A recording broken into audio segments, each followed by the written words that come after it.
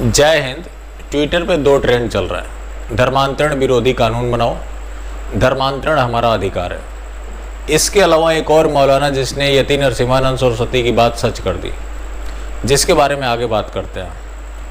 अब ये जो धर्मांतरण विरोधी कानून को लेकर जो मांग हो रही है, मैं चाहूँ तो इस न्यूज़ को ऐसे भी बता सकता था कि 1,17,000 ट्वीट हो चुके हैं। इसके अलावा कुछ लोगों के मैं ट्वीट्स पढ़ के सुना देता, 4-5 मिनट का समय अपना होता, काट कर निकल जाता।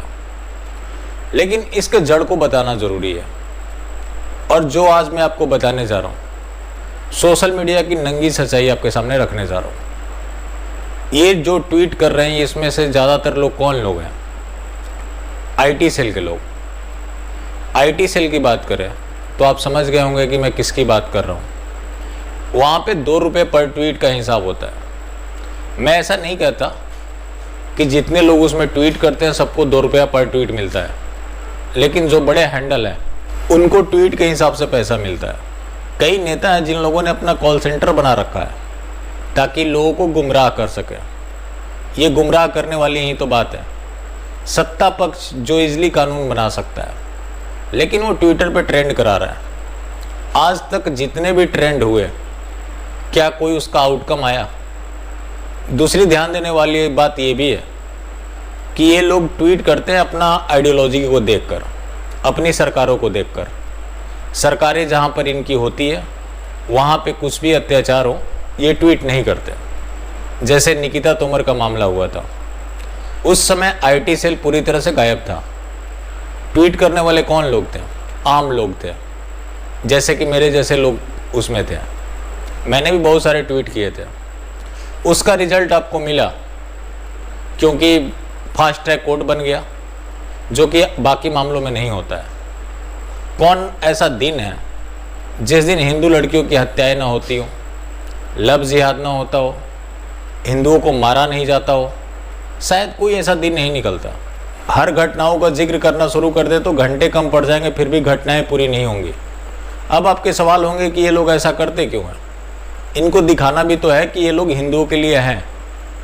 आप अक्सर सुनते होंगे लोगों की जुबान से कि एक तो पार्टी है जो हिंदुओं के साथ खड़ी है, बाकी तो सारे हिंदुओं के खिलाफ ही है।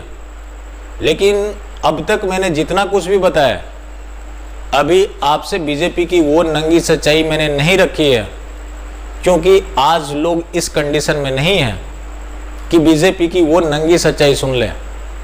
जिस दिन आप बीजेपी की नंगी सच्चाई जान जाएंगे तो आपके पैर से ज़मीन खिसक जाएगी। क्या बीजेपी शासित राज्य में जो हिंदुओं के खिलाफ अपराध होते हैं, क्या वो अपराध नहीं है जो कि उसके लिए ये लोग ट्रेंड नहीं करते? ये लोग भी देख कर ट्रेंड करते हैं कि कहाँ हमारी सरकारें नहीं हैं, वहाँ कोई घटनाएं होंगी, उसके ऊपर ये ट्रेंड करेंगे। लेकिन मूर्ख हिंदू जो है, उसने ये मान लिया है कि हिंदू धर्म का मतलब भारतीय जनता पार्टी होता है, जो कि सरासर गलत है। बहुत लोग ये भी सवाल करते हैं कि अब हमारे पास विकल्प क्या है। वो लोग ये तो मान चुके हैं कि ये जो सरकार है पिछले वाले से बेहतर नहीं है।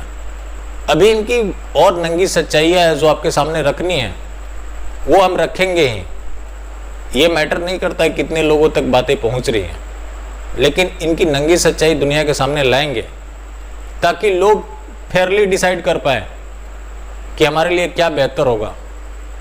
एक कोई हिंदू है जो इस चीज़ को लेकर ज़्यादा चिंतित है, पहली बात उसे पॉलिटिकल पार्टीज के लिए चिंतित होना ही नहीं चाहिए। वो लोग पूरी तरह से सक्षम हैं और राजनीति जैसी गंदी चीज़ कुछ है भी नहीं। एक हिंदू अगर अपना सर्वाइवल चाहता है, कुछ चेंज चाहता है, तो अपने आस पड़ोस में अच्छे संबंध बनाए, लोगों से मिलना जुलना शुरू करे। ये सारी जो चीज़ें हैं 1-2 दिनों में नहीं बदल जाएंगे। लेकिन हिंदू की समस्या क्या है? वो चाहता है कि बटन दबाया, काम हो गया। ये सदियों पुरानी हमारी बीमारी रही है जो हम छिटके रहे हैं। आप क्या सोचते हैं कि अचानक से कोई चमत्कार हो जाएगा? जो कि ऐसा नहीं होगा। अब जाति पाति को लेकर भी बात शुरू हो जाती है। क्या जिसकी सेम कास्ट में शादी होती है वैसे आंख बंद करके शादी हो जाती है? पूरी तरह से प्रॉपर पोस्टमार्टम होता है, चाहे वो लड़का हो या लड़के का बैकग्राउंड हो या उसकी फैमिली हो। तो इस तरह से शादी नहीं होती। अक्सर बात होती है बेटी रोटी की, बेटा भात की बात क्यों नहीं होती है। शादी विवाह एक अलग चीज़ है। आप गांव में तो किसी से शादी कर नहीं सकते। जब आप एक दूसरे के क्लोज आएंगे, बातें होंगी, एक दूसरे के साथ उठना बैठना होगा, बहुत सारे जो डिफरेंसेस है खुद ब खुद ख़त्म हो जाएंगे। जहाँ डिफरेंसेस ख़त्म हो जाते हैं वहाँ यूनिटी खुद ब खुद चली आती है। लेकिन ये सब हम करेंगे नहीं।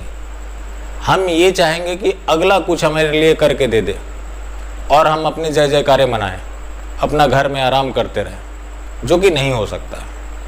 आपको खुद कुछ करना पड़ेगा।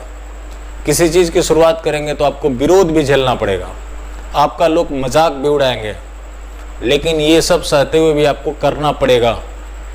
तभी आप कुछ बदलाव ला सकते हो।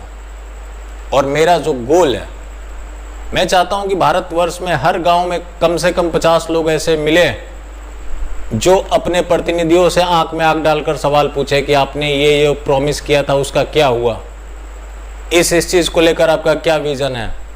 जिस दिन लोगों ने पूछना शुरू कर दिया, ये लोग आंख चुराते हुए घूमेंगे और आपका भी जो एक भ्रम बैठा हुआ है वो भी दूर हो जाएगा। हो सकता है उस दिन आपको विशाल सिंह गलत साबित हो जाए, लेकिन ऐसा नहीं होगा। कुछ भी हो जाए, विशाल सिंह कभी गलत नहीं हो सकता, क्योंकि मैं आपको जो सच्चाई बता रहा हूँ वो ज़मीनी सच्चाई है। इसके लिए कोई रॉकेट साइंस की ज़रूरत नहीं है। आप नग्न आंखों से देख सकते हैं जो ये सारी चीज़ें हो रही है। आज आप दूसरे तीसरे की टेंशन में पड़े हुए हैं, इस कंट्री ने ये कर दिया, उस कंट्री ने ये कर दिया। आपकी कंट्री उसको पोषित कर रही है, आप उसमें मास्टर स्ट्रोक ढूंढ रहे हैं। ये जब आप मान चुके हैं कि हाँ सरकार गलत कर रही है, तो आगे फिर आप किस उम्मीद में बैठे हुए हैं। जो बच्चा हर टेस्ट में फेल हो रहा है, आप ये उम्मीद किए बैठे हैं कि वो मेन एग्ज़ाम में टॉप कर जाएगा, तो आप निहायत ही मूर्ख इंसान हैं। ऐसा नहीं होता है। और जिस चमत्कार की उम्मीद में आप बैठे हुए हैं, चमत्कार खुद करना पड़ता है, होता नहीं है। और जब तक इस चीज़ को आप नहीं समझेंगे, इस तरह की घटनाएं होती रहेंगी। बारी सबकी आनी है, और इस चीज़ को आप जितना जल्द स्वीकार कर ले, इसी में आपकी भलाई है। वरना आज आप दूसरे की न्यूज़ सुन रहे हैं, किसी दिन समय आएगा कि आपका न्यूज़ दूसरे पढ़ रहे होंगे, और ऐसा सबके साथ होना है।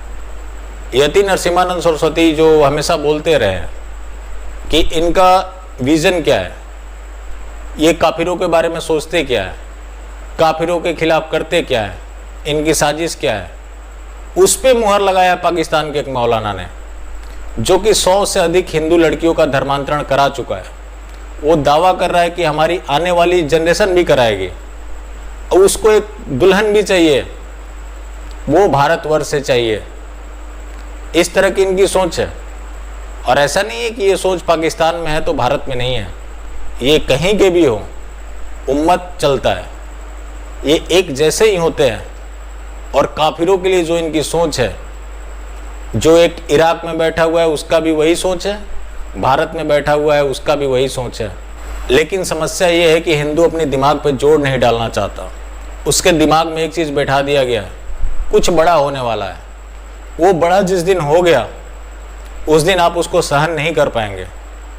इसलिए समय रहते जगकर जो आपकी समस्याएं हैं, जितना जल्द आप उसको स्वीकार कर लेंगे, उसी में आपकी भलाई है। जो लोग पूछते रहते हैं कि समस्या का समाधान क्या है, जिस दिन आपने समस्या को अच्छे से समझ लिया, उस दिन उसका आप समाधान खुद ब खुद निकाल लेंगे। उसके लिए किसी और की ज़रूरत नहीं पड़ेगी। लोग दूर से आपके लिए लड़ने नहीं जाएंगे। आपकी समस्या है तो आपको खुद ही उसको सॉल्व करना पड़ेगा। बहुत से बहुत होगा तो आपके पड़ोसी आ जाएंगे, लेकिन पड़ोसी भी तब आएंगे जब आप उसकी शुरुआत करेंगे। ये आप सोचेंगे कि आप घर में बैठे हैं, लोग आकर आपकी लड़ाई लड़ लें, तो ऐसा कभी नहीं होता है, ना कभी होगा। बाकी फिर मिलते हैं। जय हिंद।